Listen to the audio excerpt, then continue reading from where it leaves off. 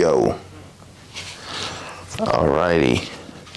So I've actually been starting to think that this is, so far as viewership is concerned, all about thumbnails and titles. That's what I'm starting to think. Granted, this is year one of my whole YouTube taking serious journey. But I've been paying attention, and I am a strong suspector of titles. Titles being an indicating factor as to how many views I might be able to generate per video. That and thumbnails. Hence why I'm really into getting shredded. That's not the only reason, but definitely a big reason why I want to get super duper duper shredded. Anyway, I just had this dream this morning. This is the first time that I'm filming in the morning. Normally I don't like to use my voice until about like an hour of being awake. I don't know why that's a thing that I do, but it's definitely a thing that I do. But this morning I had this dream where I was hanging out with my family, my mother and my father, who are divorced, my brother, and I was pitching this TV show idea about a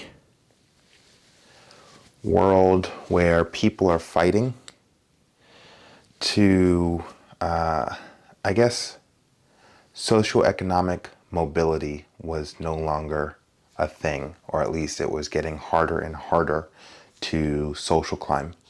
So for the people that have already made it, are millionaires, are well known, popular, millions of people know them, they're set and they're in that position in their world and in the life. However, individuals that don't have as much, but they want more, the ability to climb just got much more difficult. And in the dream, my dad made a joke stating, so basically the way that things are now, only a couple more years into the future. I guess I say all this to say, yeah, that is kind of the show idea that I have in mind. Less of a focus on a social divide between the haves and the have-nots, but I am interested in telling a story of individuals who want more out of life than what they currently have, and I want to show that narrative as to what decisions they make in order to get further down the line, get closer to their dreams, etc. I also have been thinking about just the world of, how do I put it, influencers, you know? I'm actually very much intrigued about the concept of thousands of social media influencers who primary source of income is their following. I don't know, I think there's like an untapped story there that might not necessarily have to be focused on everyone, all social media influencers on the planet, but more so to focus on a couple and to have it understood that what you're seeing in this TV show is happening on a much, much larger scale. That's kind of the idea that I have. So let's take the character of Sean Fury. And we're at this level of recognition, fame, success. And when I say this level, I mean level 0. But let's say the show were to start today, March 19th, I think. March 19, maybe 18. I think it's 19. March 19. No, it's 18. Excuse me. It's March 18, 2023. Let's say the show were to start today. And it would start with me talking to you guys on YouTube while cleaning my room. As the day progresses, I'll be doing some work at my day job, editing a podcast that I filmed this past Sunday. What else is happening in the show? Definitely some sex. Definitely plan on having some sex later. So the big dialogue moment would be when my girl gets here later to this evening. She'll get here, she'll talk about her experience down in Arizona where she met with her dad. She'll tell me about her old friends that she grew up with and how she was able to visit them while she was down in Arizona. I like to keep things on topic, so we would spend, in the show world, we would spend a little bit of amount of time on those things, but we would bring it back to progress. I like my content to be about progress. Perhaps in the future, as things get more situated, I can spend more time talking about just non-progressive things. But honestly, I think, I don't know. I don't know if I agree with that. I would rather just talk about what moves are being made, because that's what I'm focused on, making moves. So anyway, yeah, the highlight of that episode would be Christina coming over and that interaction. So far as the types of stuff that I would be interested in watching, that conversation. The cool thing about being aware of my intention or incentive to essentially turn my life into a TV show is it does create some level of accountability. I many times walk around as if there's a camera already filming me. And in moments when I'm just being lazy, not being productive, I see the camera there and I stare at it for a second. Does it change my behavior? Not necessarily, but at least I have the awareness. And the confidence has never left me. The confidence of knowing that I am going to make the necessary adjustments that are needed in order to win, in order to be successful. I definitely move slower than I would like, but any step forward is progress. So yeah, I consent that, no, I'm sorry. I concede that an episode filmed today would not be as interesting as an episode filmed a year from now, 2 years from now. And keeping that in mind, I do not have the green light to make a TV show right now. So I guess it kind of works out in a way.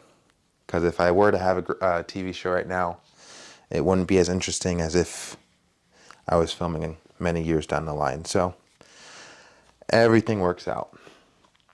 In the meantime, I continue to post videos on YouTube and work on getting clear about what this thing is that I'm doing, which is all well and good.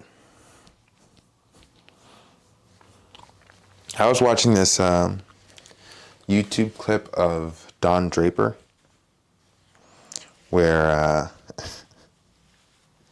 he was just sitting at a bar table, and this Asian waitress walks up to him, and she asks him if he needs anything, and says that she can swing by after she gets off work to leave with him. And he goes, "I'm good, not tonight." That's neither here nor there. Anyway, I used to love that show. I watched that show, I think, I want to say at least twice, maybe 3 times, from start to finish. I love that show. And, when I was watching the YouTube clip a couple days ago, I was thinking about the character of Don Draper and how he really is just that, a character. A character that was created by Dick Whitman. So, for those, hopefully, spoiler warning for anyone who hasn't watched Mad Men. Have I been saying Watchmen or Mad Men this whole time? I love both. I love both stories. So if I've been saying Watchmen, my bad. Like I said, it's still morning. I'm waking up. But we are trying something new. Anyway, Mad Men, Don Draper. Spoiler warning for anyone who hasn't watched Mad Men and plans to. Anyway, in the TV show, Don Draper was not originally Don Draper. He was Dick Whitman, or Richard Whitman. And he assumes the identity of Don Draper and essentially starts his life anew. What's interesting about that is Richard Whitman and Don Draper are 2 very different people. They have the same face, but that's about it. Donald Draper moves through the world differently. He talks differently. He interacts with people differently. Richard Whitman was unsure of himself. He had less status, less ego. Just overall a lesser man than Don Draper. Once Richard Whitman assumed the role of Don Draper, he started making these changes. His voice literally got deeper as he settled further and further more into the role of Don Draper. I'm making this observation out loud because over the past week or so, I've been thinking about the physical changes that I can make. You already know of one where I am getting in shape and getting shredded to present a better physique to the world. That's one. I've also been thinking about voice control and the power that can actually give a person when they actually develop more mastery over their vocal intonations, their speaking patterns, and the ability to actually hear the inflections of a person's voice. It's actually quite fascinating. That's something that I'm actively working on, is changes in my behavior, changes in my physicality that are closer in line with the apex of all alphas. Just like Richard Whitman made his changes that are closer in line with the person that he wants to be. Don Draper, creative genius. So, yeah, it goes back to the TV show that I have in mind and the YouTube content that I'm filming. Being a person worth paying attention to, monitoring closely, being curious about how they got there. That's really what's on the table.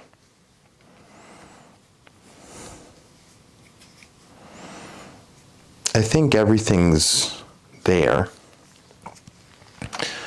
The only thing that's missing is, as much as it sucks to say it out loud or to admit it, what's missing is that ability to do mind-numbing work. I have been struggling with that most of all. The ability to just turn off my brain and get to work.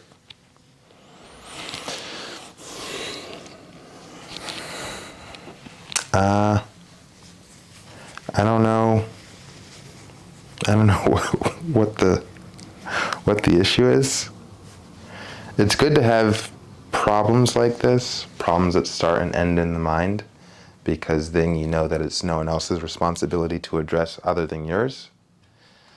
However, it does not change the fact that I have been having issues addressing this problem.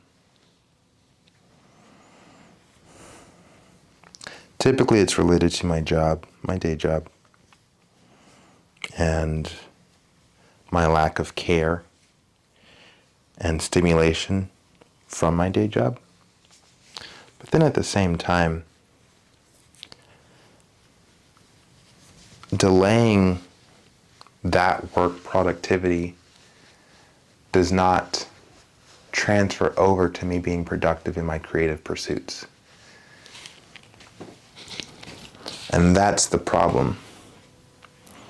If I could dedicate 4 hours a day, maybe five hours a day to my day job and actually be productive and avoid surfing the internet or watching videos on YouTube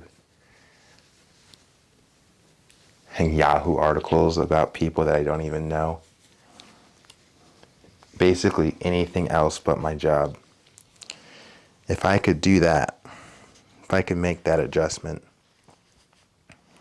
then the free time that I have to dedicate to my passion and my future career would actually be free time. It would actually be free time. Easier said than done, I know, but when you make it sound that easy, there's nothing else to say. Something else.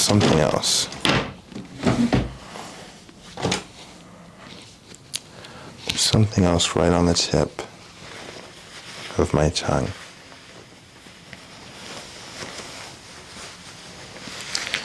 Working out, vocal, podcasting, YouTube content, something along. Oh yeah. I've actually been thinking again this week, a lot of thoughts this week, about user engagement, building the community.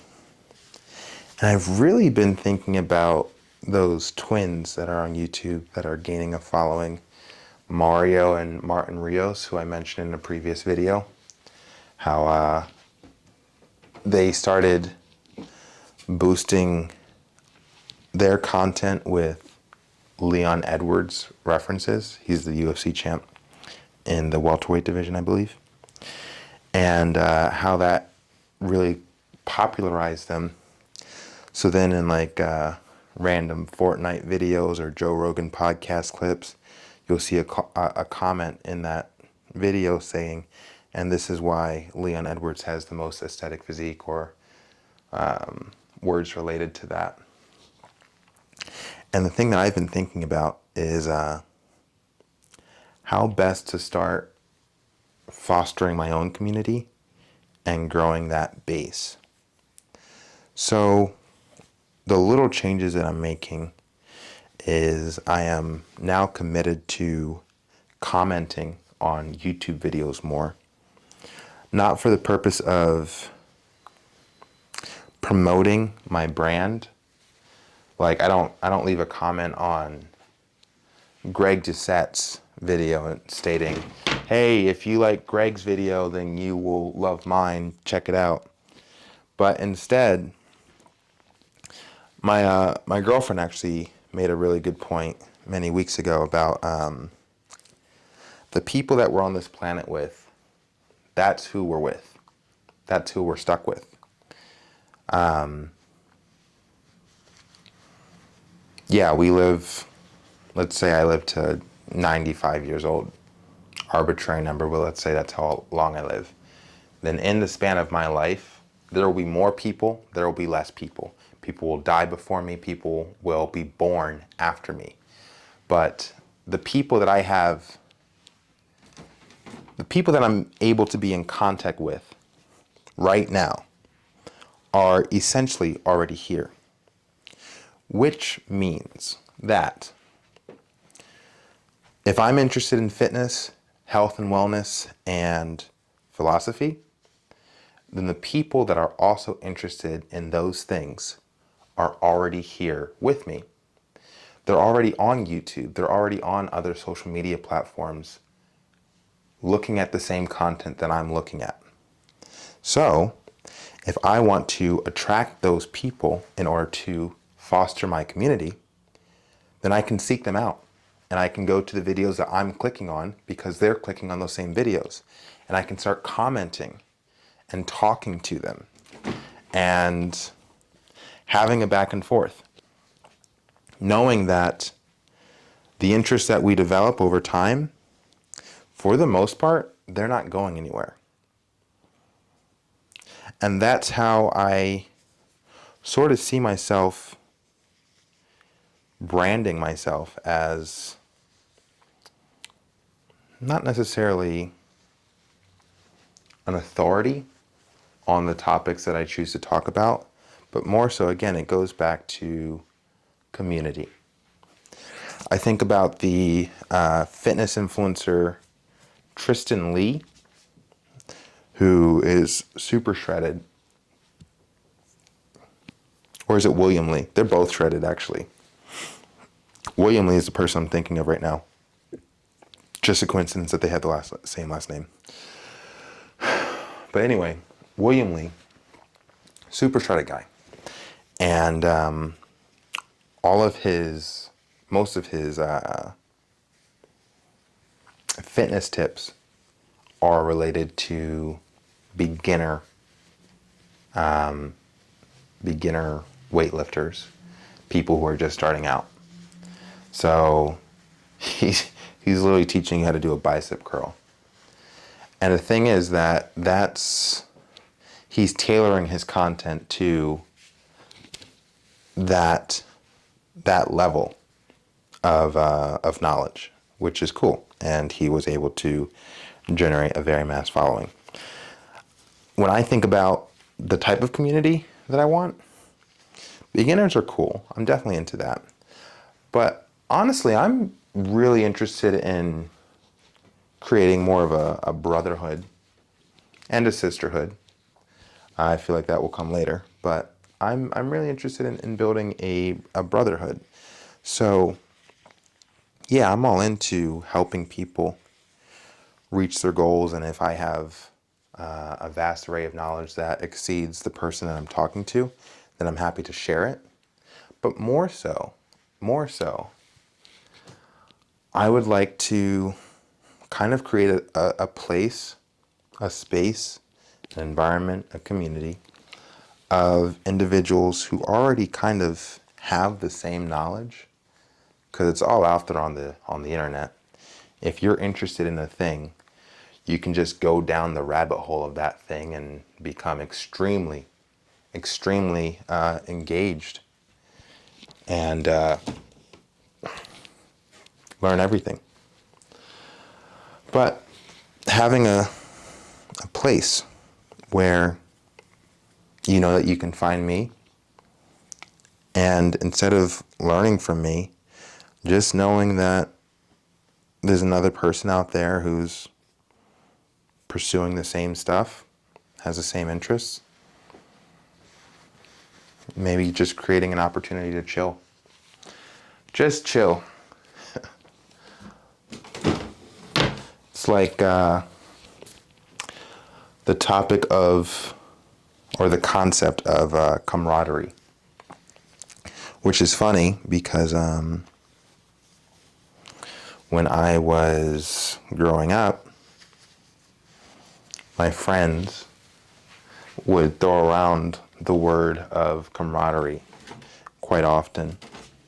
Camaraderie this, camaraderie that. And I never really put much stake in it.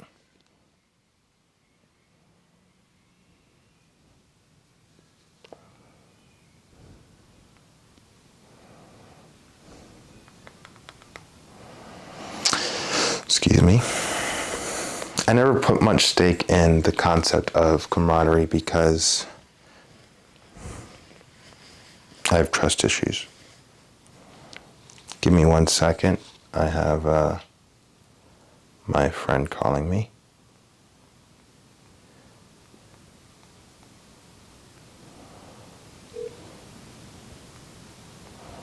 Yo. Yeah, man. This is all gone to shit. Somehow my driver's license, it's just missing from my pocket. My 2 cards are there. I'm just trying to eliminate possibilities. Could you check my room, just on my dresser and my bathroom sink thing, and just see if you see it there, and if it's not there, possibly in the living room. I folded my pants for a sec to stretch and put it on the couch. I'm just trying to eliminate shit. Okay. This probably cancels this trip. Oh man, that sucks. Yeah, it does. Yeah, damn. Well, I mean, if you can find your license, maybe you can get another plane ticket. All right, so I'm checking the couch right now. I don't see anything on the couch. I'm gonna check your room again.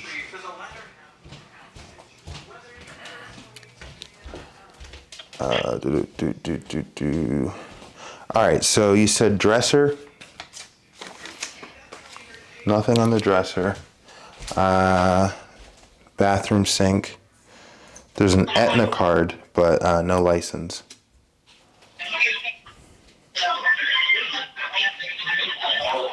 Yeah, I'm not sure where else. Okay. That sucks. Okay.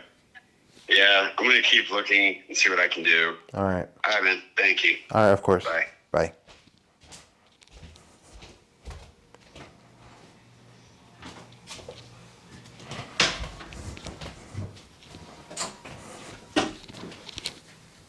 Sorry about the interruption, but you got a nice little candid moment of,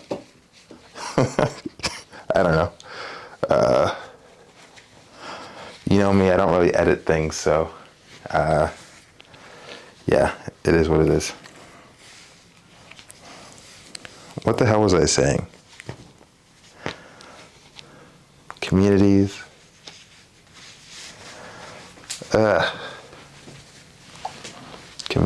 Communities. Content. say the same thing every day. Oh man.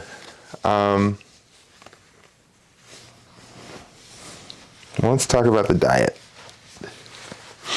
This week was weird. I kind of resorted to alternate day fasting for a good part of the week. Let's see. Sunday I filmed a podcast episode with Christina and Gia. God, I'm not even going to get into it. Then I did a one meal a day. We went to Thai food and I treated everyone. I treated Bert too, my roommate, because he had just bought a Xbox One, which I didn't tell him to do, but I'm definitely playing it. And yeah, so I treated everyone to some Thai food. Was a pretty nice bill considering that I was paying for 4 people. It came out to like 100 plus. Anyway, I had one meal a day there. Stepped on the scale on Monday and I was just about a pound lighter than that week. I've been weighing myself every Monday. So I came in at 202.8. The week before I was 203.6. So like I said, just about a pound. I fasted on Monday. Not for the purpose of losing weight, but more for the purpose of dealing with some other shit that I had mentioned previously. I did body weight exercises for the majority of this week. I ate some food on Tuesday because I was hungry, and it got to the point where food was the only thing I could think about. Even though I dream of the day where I can complete a 5-day water fast. I know it's in me, and I know I'm going to do it. I'm just looking forward to when that day comes. So yeah. Excuse me one second. Yo. Yeah. Alright. Could you go into my room and either right above the dresser, the top right drawer, there's a wallet. If it's not sitting on there, in that top most right dresser drawer, there should be like a wallet. It has like a bunch of cards and shit in it. Okay, so it's in the dresser now. Yeah, it's either sitting right on top or it's in the top drawer. Yeah, It's the only. You got it? Yeah, I got a gray wallet. Okay. Just start dumping cards out there because there should be IDs. Okay.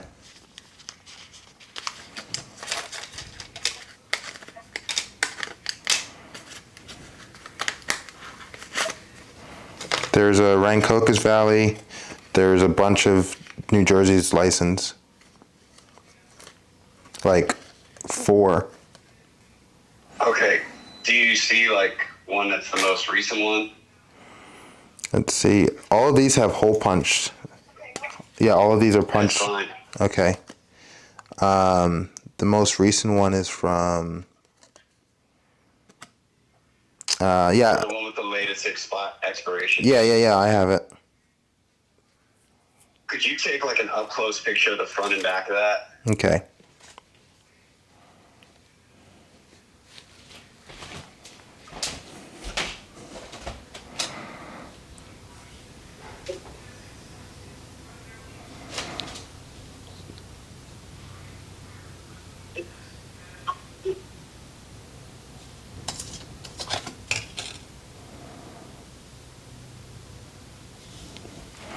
All right, sending it to you now. Okay. 1 sec.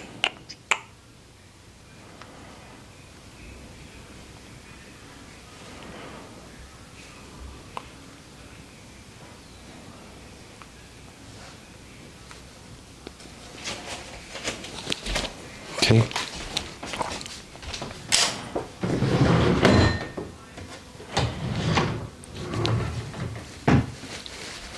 I'm in. I appreciate it. Absolutely. I'm going to try and see if this helps at all.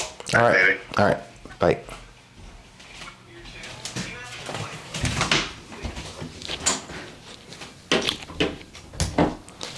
All right. I don't know. Let's see. I mean, people lose their licenses all the time, so there's probably nothing wrong with including that. There's nothing incriminating there. So I think it's fine. Or I could just edit. I could just edit. I don't want to edit. Plus, there's something kind of interesting about leaving that in there. Maybe I should get permission first. Yeah, I suppose I could get permission, or I could not. I don't think it's a big deal. I'm going to stop thinking about it.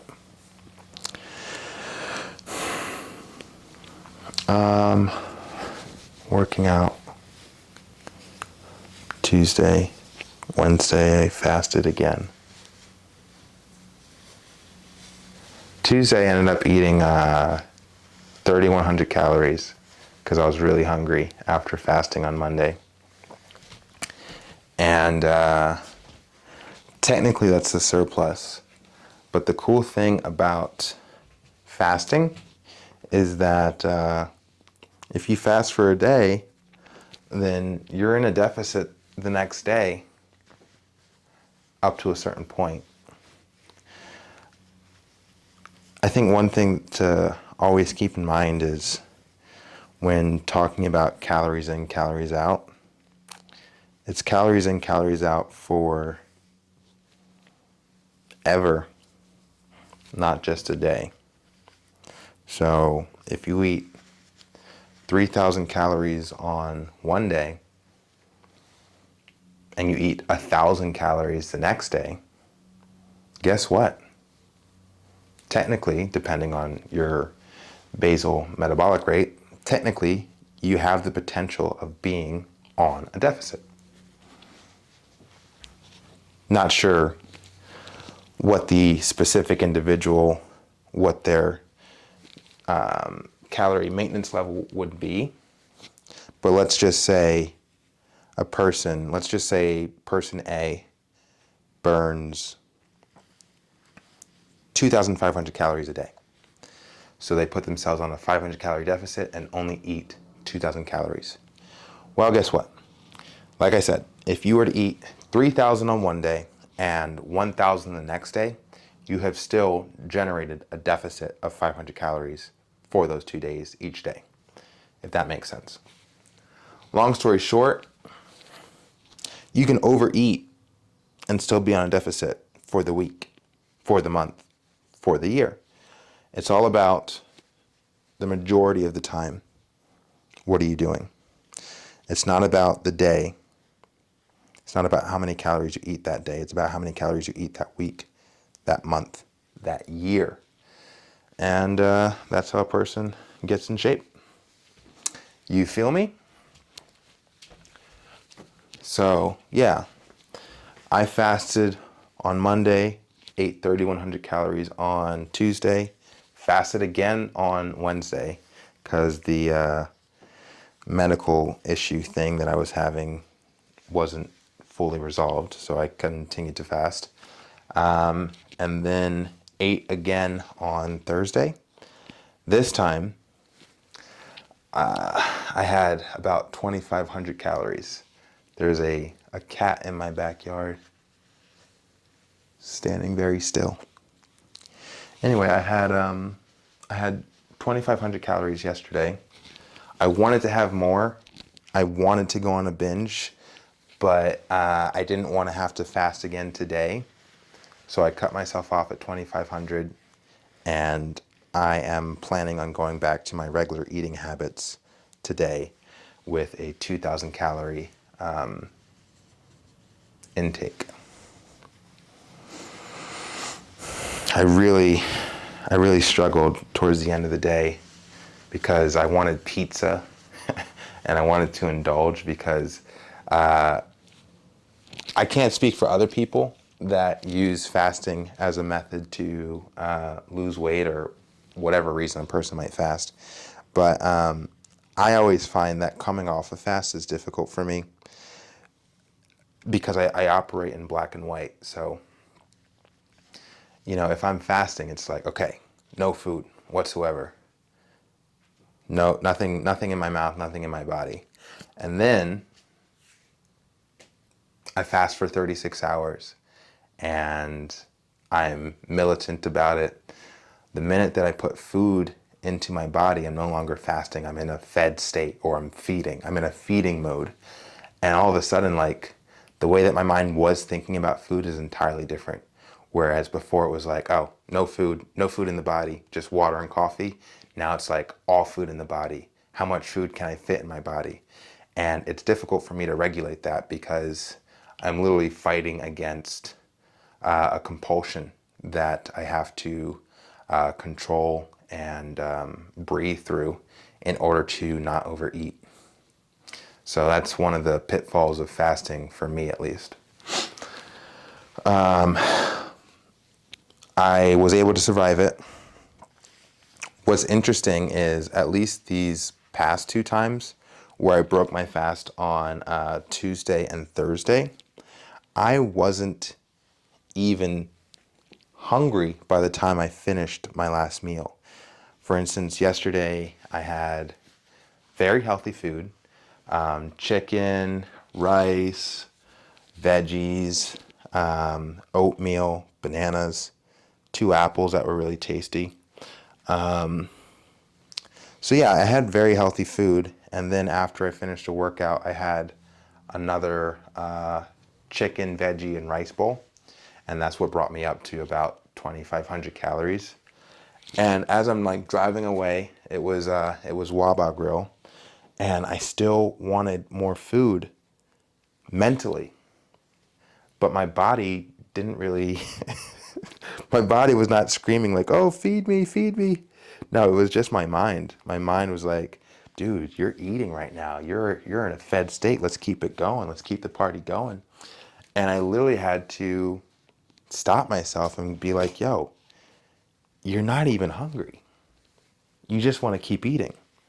If you were to get pizza, and I got on Postmates. I got on Postmates and I started like looking at options that I could order and spend fucking $35 to have food taken to me, all the while knowing that I really should be budgeting because I want to make it in this world and I have to master certain behaviors. But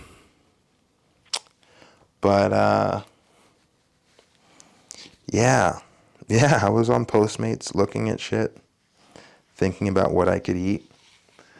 And finally, after drinking a Diet Pepsi, I just sat with the fact that, like, I wasn't hungry. So if I were to eat, I would just be stuffing myself, extending my stomach, and then I would have to spend all of today, Friday, fasting again, just to get back on track. So I skipped that, and I'm glad that I did. The general plan before I ran into this issue was deficit every day, 2 cheat meals a month. That was the plan. And it's still something I could adhere to. And in recent diets that I've committed to, that's always been like my favorite method of like just eating on a deficit, eating clean, eating the right shit every day, and then 2 days out of the month, you have a cheat meal. That's my favorite way of losing weight because you indulge yourself on those 2 days and you're disciplined every other day, and there doesn't really feel like much of a loss on anything. So that's what I want to go back to. And that's the thing that I'll promote for myself and for other people. Granted, everything's always easier said than done, but to me, that was the simplest method of being disciplined. Hell yeah. I'm glad I basically got to put these clothes away while talking to you guys. I have no idea how many people will be watching this particular video. But thanks for hanging out.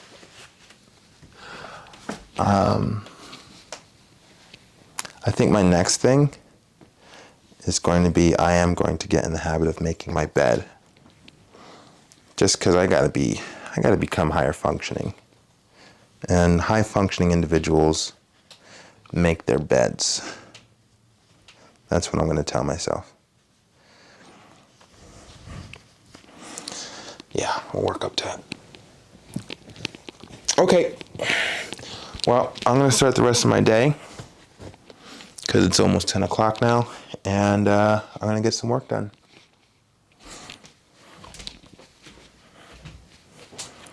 Thanks for checking it out. Like and subscribe. We'll see you on the next one.